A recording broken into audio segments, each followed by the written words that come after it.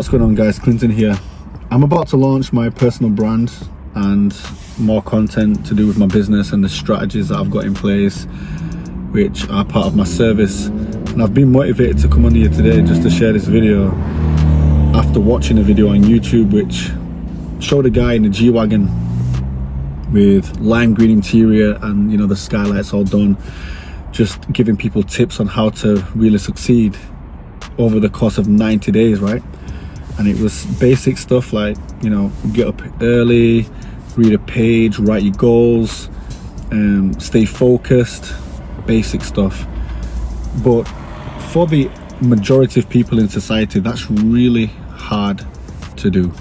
because the majority of people are dealing with bigger issues mentally and physically, and their reality is just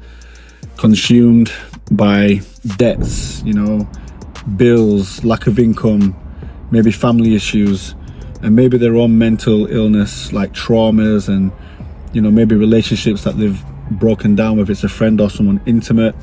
or maybe they're stuck in the past on a past life that was really good, and, you know, they just want them times back, so they spend time being nostalgic and living in the past, and it's hard to focus on the future because there's no belief there, because every single day the average person is riddled in anxiety and depression, and they're losing sleep, and it just keeps compounding. So I don't think it's good just to start giving out these daily routine tips when people need to be thinking about dealing with their issues at the root. Because when you've got issues here and you're going to YouTube for temporary relief, it completely takes you off where you're supposed to be putting your focus, and that's facing your problems head on.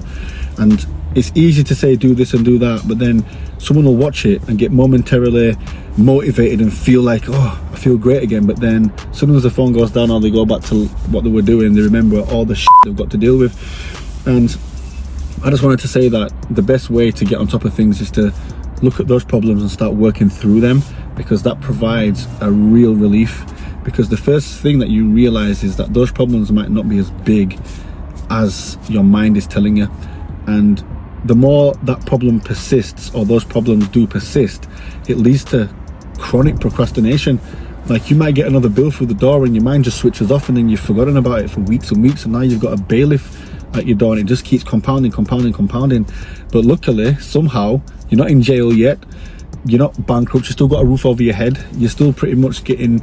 through day to day, but just with all this stuff bearing on you, you know, weighing you down.